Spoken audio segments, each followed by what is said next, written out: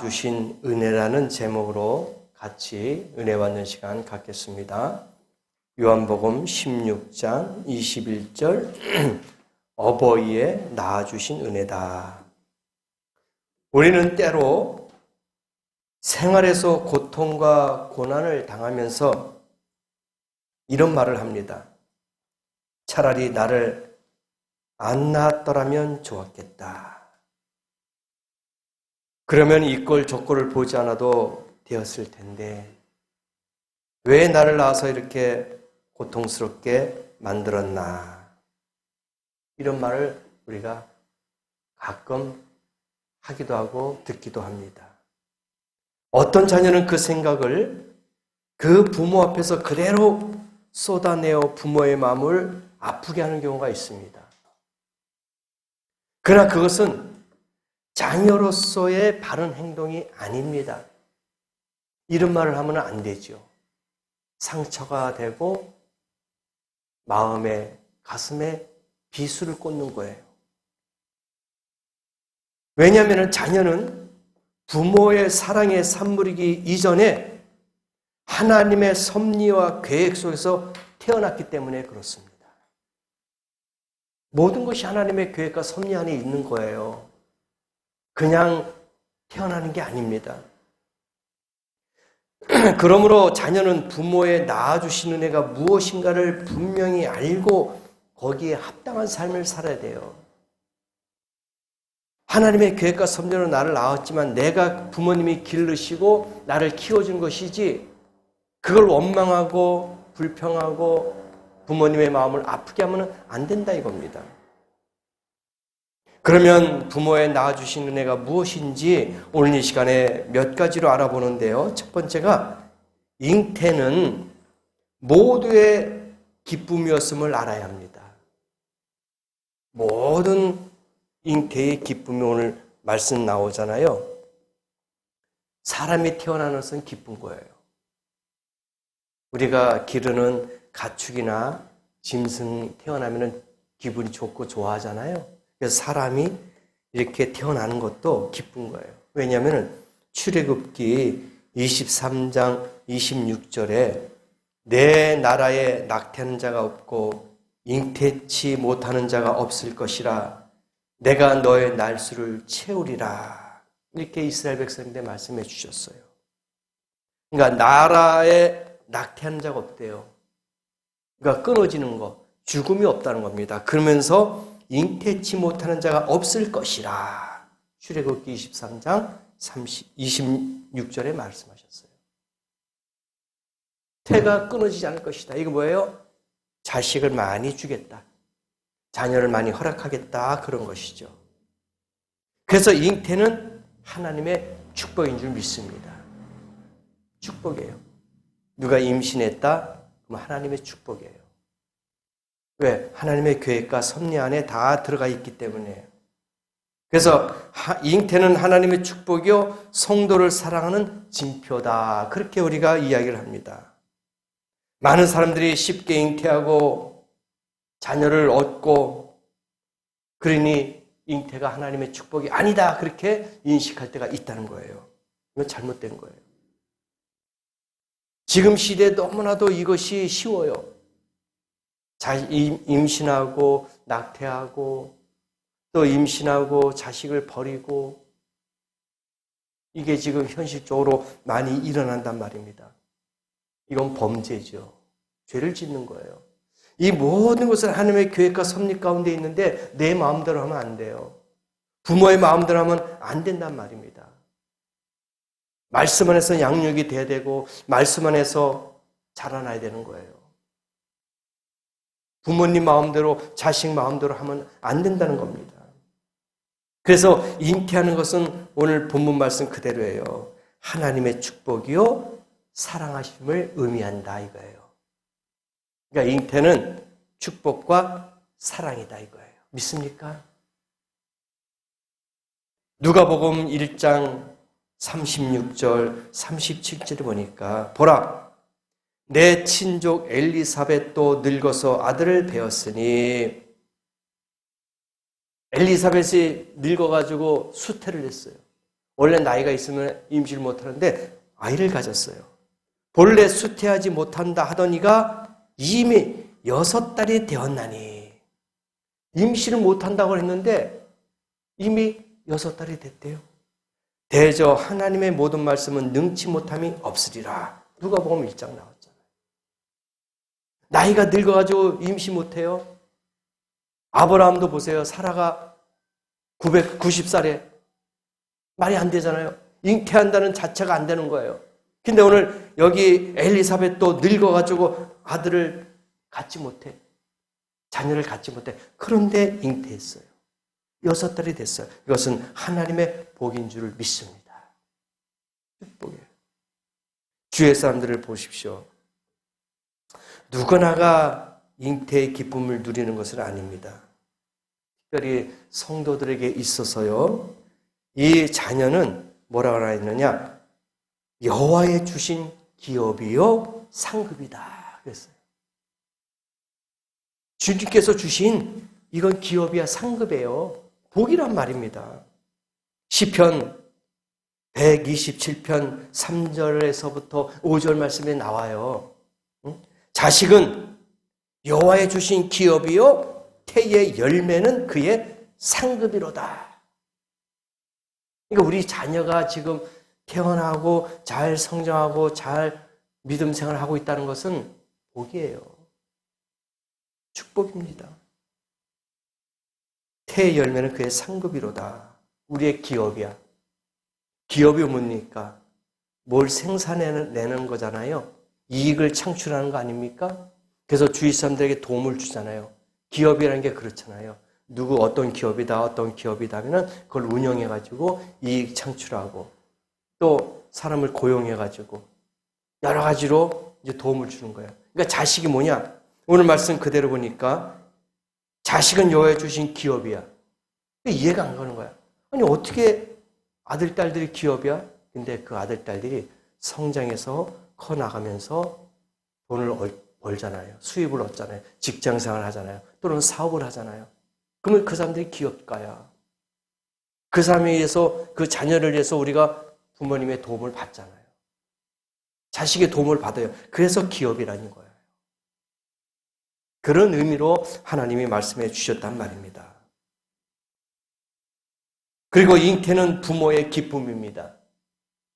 임신했다고 슬퍼하거나 괴로워하거나 아픔을 갖고 있는 사람은 거의 없어요. 잉태 자체는 기쁨인 줄 믿습니다. 그래서 과거에도 젊은 부부가 아이를 갖지 못하니까 수종도 많이 했잖아요. 자연 임신이 안 되니까 인공으로 하려고 노력을 많이 했어요. 그래서 기쁨입니다. 많은 젊은 남녀들이 책임지지 못할 잉태를 하고 지금도 많은 애들 버리잖아요. 또는 낙태버리잖아요. 그게 일반화됐어요. 사회가 염려스러워요. 안타깝습니다. 조심해야 돼요. 그래서 우리의 자녀들도 말씀으로 잘 양육시켜야 돼요. 아차하는 순간에 이러한 죄를 범하게 된단 말입니다. 만약에 잉태가 오늘 성경 말씀처럼 축복이고 기쁨이 아니라면 그 자녀는 어떻게 됩니까? 짐이에요. 저주입니다. 그래서 버리게 되는 거예요. 그리고 창피스러운 거예요. 내가 책임지지 못하니까 짐이 되는 거야. 내가 책임지지 못하니까 창피스러운 거예요. 그래서 버리게 되는 거예요. 만약에 기쁨이라면 그 자녀를 버리겠습니까? 못 버려요. 내가 좋아하는 물건이 있어요. 예를 들어서. 그러면 내가 이 좋아하는 물건을 내가 귀하게 생각하고 가지고 있는데 만약에 내가 귀하게 여긴 것을 버린다. 이건 모순이죠. 이거는 쓸데없어. 필요가 없어. 나에게 도움이 안 돼. 거치장스러워. 그럼 어떡합니까? 버리잖아요. 그러나 좋아하는 것, 사랑스러운 것, 아름다운 것은 내가 소유해요. 가지고 있어요. 우리의 자녀도 마찬가지입니다. 우리의 자녀가 기쁘고 예쁘고 즐겁고 행복하면은 우리 자녀를 내가 잘 양육시켜요. 그러나 이 자녀가 짐이 되고 이 자녀가 나에게 창피하고 하면 어떻게 해요? 버리잖아요. 누구에게 주잖아요. 입양 보내잖아요. 이게 사회 통념에 지금 문제가 심각합니다. 너무 염려스러워요. 그래서 어느 목사님이 우리가 뉴스에도 봤지만 베이비 박스가 있잖아요. 아기를 낳아주고 젊은 혈기로 인해서 사랑의 불장난으로 인해서 계획이 없던 자녀가 생기면은 나서 베이비 박스에 버리잖아요. 이게 심각한 사회 문제예요. 그래서 또 반대하는 그 단체에서는 베이비 박스를 없애라. 그런 곳이 있기 때문에 오히려 더 그쪽으로 아이를 다 버린다 이거예요. 그래서 찬반론이 많이 있지만은 그래도 생명이에요. 지켜야 됩니다. 내가 어떤 실수와 어떤 잘못으로 인해서 그 아이가 태어났다 하더라도 우리의 부모가 책임져야 되는 거예요. 끝까지 가야 되는 겁니다. 만약에 버린다면 평생 마음의 상처와 아픔이 있지 않겠습니까? 장애가 있다고 해서 버리고 조금 모자라서 지능이 떨어진다 해서 버리고 이건 부모 자격이 없습니다. 그렇잖아요? 같이 가야 돼요. 하나님이 주신 기업, 하나님이 주신 열매란 말입니다. 하나님이 주신 기쁨이란 얘기예요. 선물이에요. 상급입니다. 근데 이것을 어떻게 버릴 수 있겠습니까? 사무엘상 1장 19절 20절 보니까 그들이 아침에 일찍 일어나 여호와 앞에 경배하고 돌아서서 라마의 자기 집에 이르르니 엘가나가 그 안에 한나와 동침함에 여호와께서 그를 생각하신지라 한나가 잉태하고 때가 이름에 아들을 낳아 사무엘이라 이름하였으니 이는 내가 여호와께 그를 구하였다 함이니라. 한나가 선지자 사무엘을 낳았어요. 기도하고 잉태했습니다. 그래서 기도로 인한 잉태는 부모의 기쁨이 되더라 이거예요. 그래서 우리가 자녀 갖기에 힘들다, 임신이 안 된다, 기도하셔야 돼요. 오늘 말씀처럼 기도해야 돼요. 한나 기도했어요. 남편 엘가나가 같이 여호와께 생각하는 거예요. 기도하는 거예요. 그럴 때 하나님께서 아들을 낳아 사무엘이라 이름하였으니 하나님이 허락하신 거예요. 안 되는 게 없다는 거예요. 사실 임신, 잉태하는 것보다 더 어렵고 쉬운 것 구분할 때, 비교할 때 어딘 게 더 비중이 크겠습니까? 자녀를 임신해서 배에서 10개월 동안 있다가 태어나서 그 다음에 키우는 거 이게 쉬운 게 아니에요. 어려운 거예요. 이것은 어떤 인위적으로 할 수 있는 게 아니란 말입니다. 그래서 우리가 기도하는 거예요. 하나님, 자녀는 우리에게 기쁨이라고 기업이고 상급이라고 했사오니 주시옵소서. 그럴 때 자녀가 태어난 줄을 믿습니다. 왜? 그것도 계획과 섭리 안에 있기 때문에. 조급하거나 하나님을 원망할 필요 없어요. 분명히 하나님의 섭리와 계획 가운데 있기 때문에 기도하면 응답 받을 수 있어요. 그 부모님의 책임입니다. 그리고 해산의 고통을 헤아려야 합니다. 남자는 모르겠지만 여자들은 이 해산의 고통 어마어마하대요. 그래서 어느 단체에서 그것을 갖다가 남자들도 해산의 고통을 느껴야 된다. 맛봐야 된다. 해가지고 어느 병원에서 그것을 같이 체험할 수 있는 고통을 실험을 했대요. 근데 남자들 열이면 열 다 포기했다는 거야. 그 아픔과 고통을 그대로 다른 방법으로 재현을 했는데 못 참는다는 거예요. 절대로 남자들은 이길 수가 없대요. 그만큼 고통에 약한 거예요. 그래서 옛날에는 속된 말로 뭐 남편의 그 태어날 때 해산의 고통을 느끼기 위해서 상투를 잡고 있다 그랬잖아요. 아픔을 같이 느끼고자. 그 상투 잡고 있으면 뭐 그 대머리 되는 거죠. 뭐 다 뽑죠. 뭐 가만 놔두겠습니까? 그만큼 고통이 있다 이겁니다. 이사야서 26장 17절에 여호와여 잉태한 여인이 산 기가 임박하여 구로하며 부르짖음 같이 우리가 주의 앞에 이러하니이다. 이거 볼 때 이사야가 해산의 고통이 얼마나 고통스럽습니까? 그렇잖아요? 정말 이거는 이 세상에서 그 아픔과 고통을 느끼지 못할 정도로 엄청난 거예요. 근데 이사야가 그러한 고통스러운 가운데 기도한 거야. 그만큼 고통스러운 기도를 했다 이거예요. 절박하다 이거죠. 그 아픔에 그걸 견딜 수 없는 참지 못하는 그 고통의 기도를 했다 이거예요. 이사야가. 얼마나 절박했겠습니까? 그래서 해산의 고통을 우리가 헤아려야 돼요. 근데 이 산모는 출산할 때 어떤 마음으로 출산하는지 아세요? 죽을 각오로 한대요. 죽을 각오로 출산한답니다.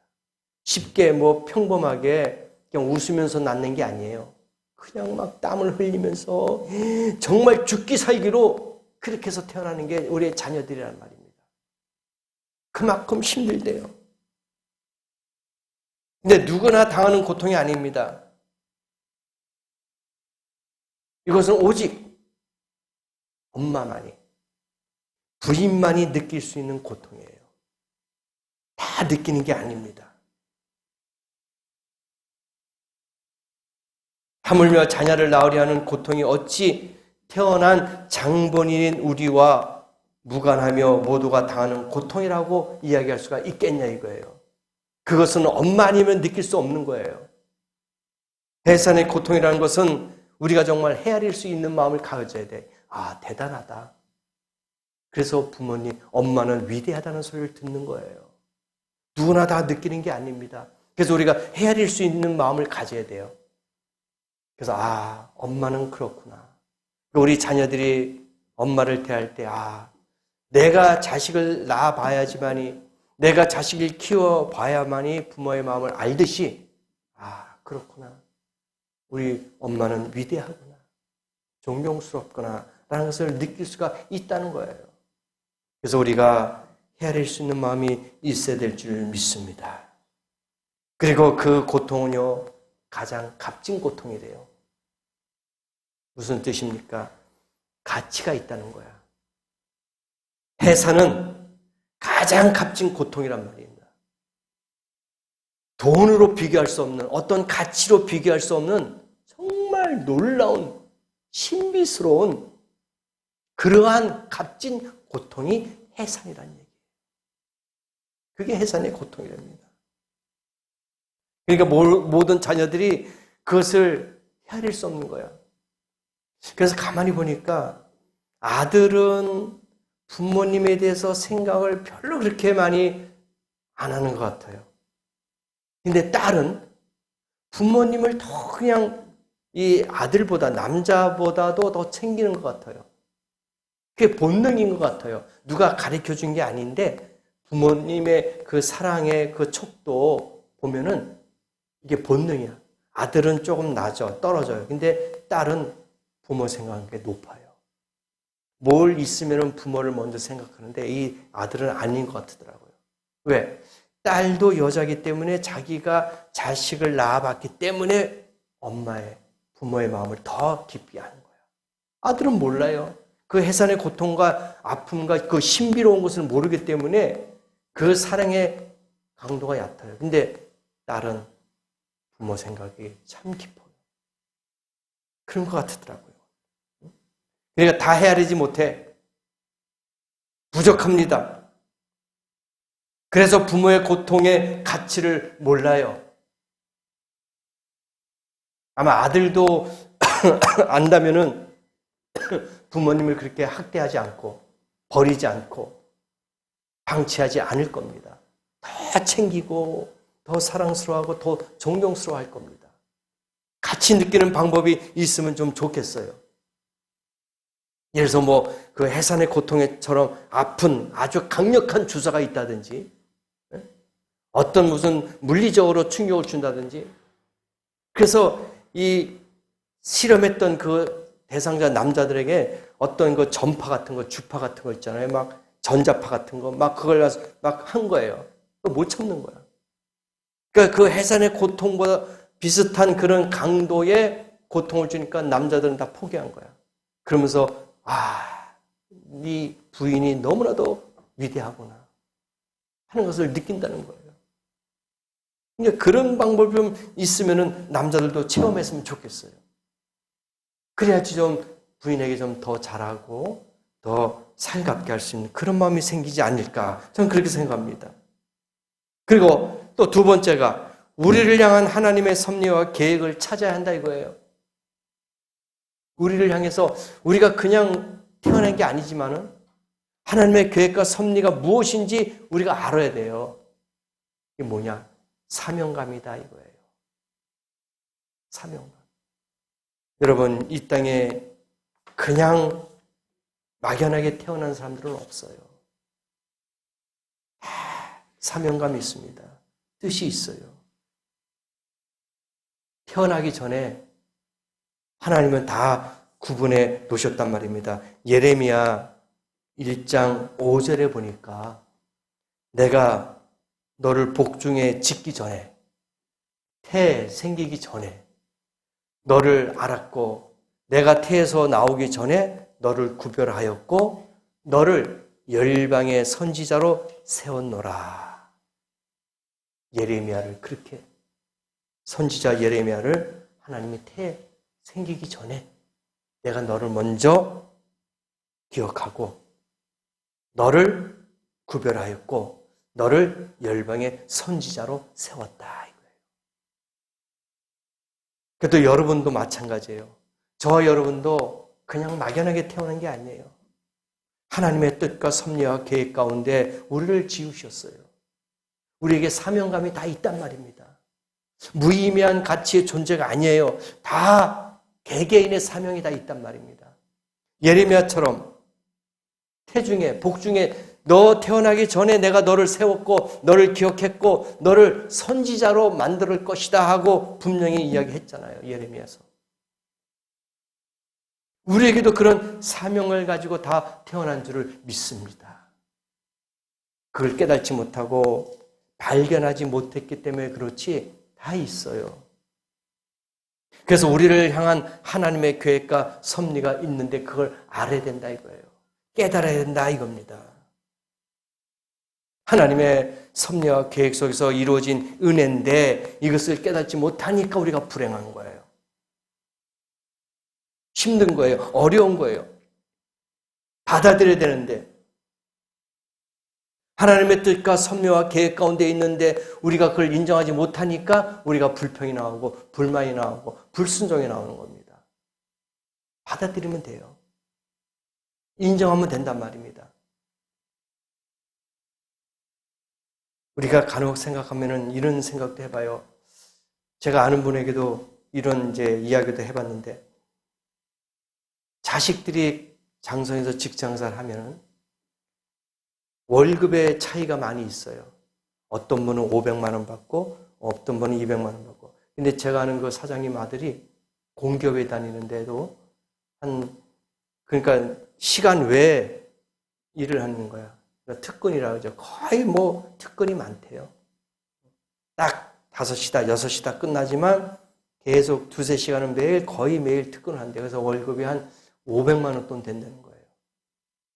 그러면서 매월 200만 원을 적금하고 또 200만 원은 자기가 뭐 사먹는 거, 뭐 렌트 뭐 여러 가지 쓰고 이제 그렇게 이제 거의 쓰고 100 정도는 뭐 또 비상금을 갖고 있는 거지만 근소를 하는 거야. 자기 아들이 그렇게 번다는 거예요. 속으로 야 부럽다.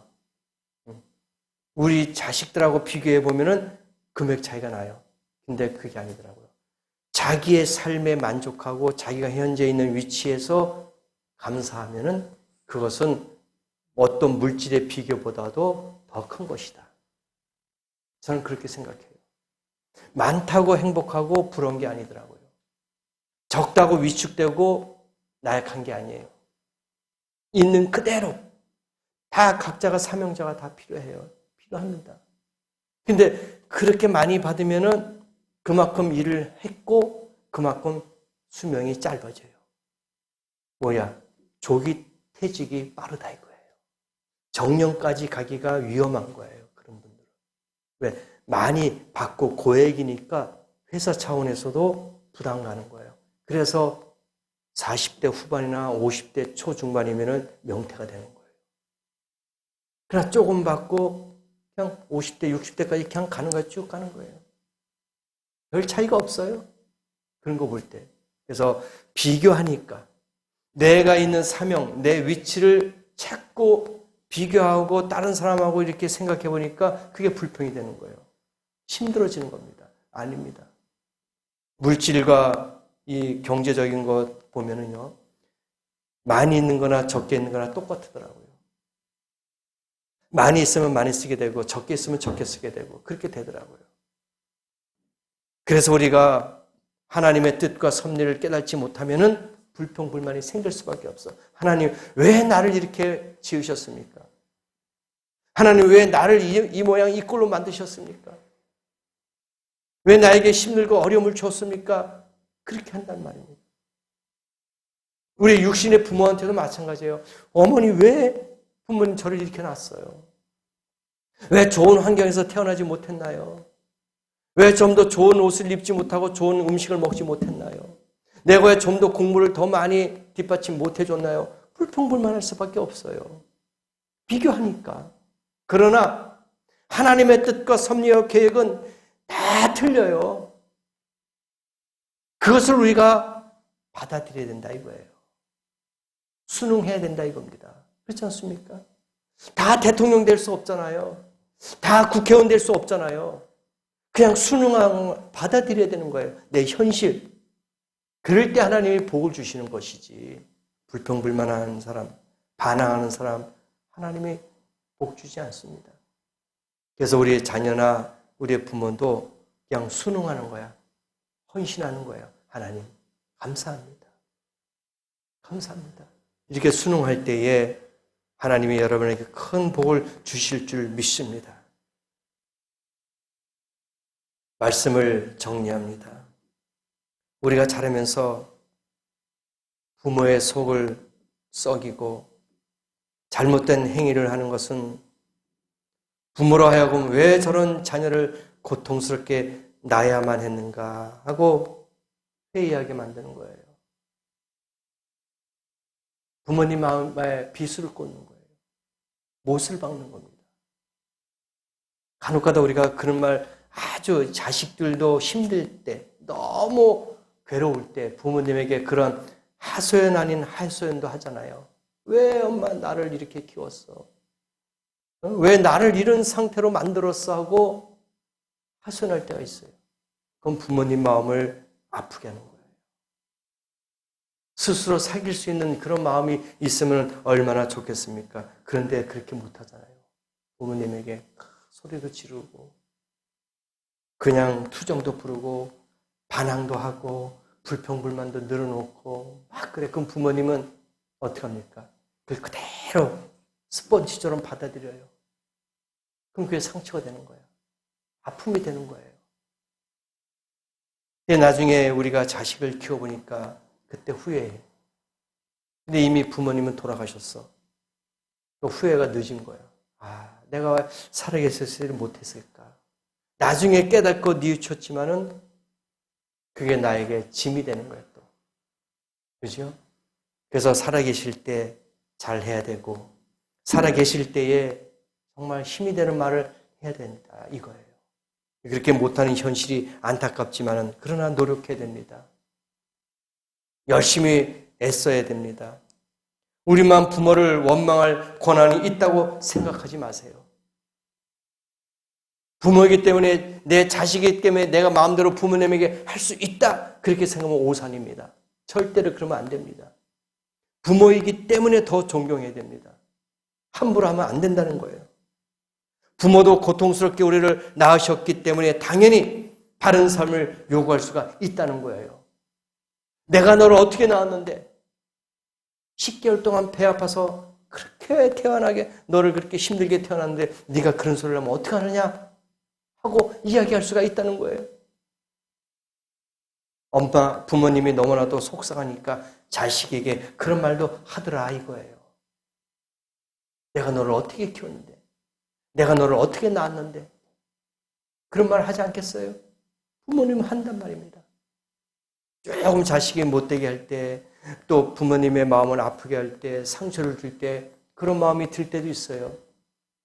아유, 내가 저놈 10달 동안 뱃속에 집어넣고 그래도 임신했다고 태어났다고 미역국까지 먹었어 하고 그렇게 부모님도 투정한 푸념을 할 때가 있다는 거예요. 서로 상처가 되죠. 그러므로 진실하게 자신의 삶을 살아가도록 하세요. 진실되게. 그것이 성도된 우리에게 하나님이 요청하는 삶의 자세인 줄 믿습니다. 뿐만 아니라 부모의 은혜를 헤아리며 살아가는 자세이기도 하는 거예요. 부모의 은혜를 잃어버리면 안 됩니다.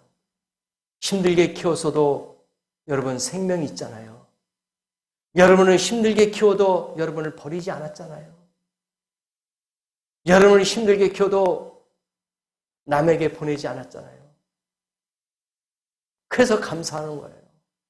힘들었지만 생명이 있고 나에게 부모가 있다는 것을 감사하는 거예요. 또한 하나님께서 우리 육신의 부모를 통해서 이 땅에 태어나게 하심을 감사해야 되는 거예요. 하나님의 계획 가운데 있었기 때문에 하나님 아버지께 영광 돌리는 그런 성도가 될 수 있기 때문에 감사하는 거 아닙니까? 태어났으면 하나님께서 또 우리를 이렇게 지금까지 자라게 하셨고 이렇게 주님을 알게 하셨고 주님의 자녀로 삼아 주셨사오니 이게 얼마나 감사합니까? 이게 하나님의 은혜예요. 그래서 오늘 이 말씀을 기억하면서 나를 낳아주신 은혜에 감사하고 또 키워주신 것 감사하고 또 하나님을 알게 해주신 것 감사하고 이것이 다 하나님의 은혜다. 이것이 하나님의 섭리다. 그렇게 생각하시면서 살아계시는 부모님 돌아가셨지만 내가 회개하고 또 뉘우치고 반성할 수 있는 그런 마음을 주시니 감사합니다 하는 그런 마음을 갖고 살아갈 때 우리 자식이 우리 부모에게 잘할 것입니다. 또 부모가 자식을 더 보살필 것입니다. 그러므로 부모는 자식을 또 자식은 부모를 잘 섬겨서 서로 화목하고 행복하고 서로 인격적으로 존중하고 존경할 수 있는 그런 부모 자식 간의 관계가 되시고 또 여러분도 부모 입장에서 자식을 잘 양육하고 주님 만나는 그날까지 주님 오시는 그날까지 믿음 생활 잘 하시면서 자녀를 말씀으로 잘 양육시킬 수 있는 복된 성도가 되시기를 예수님의 이름으로 간절히 축원합니다. 기도하시겠습니다.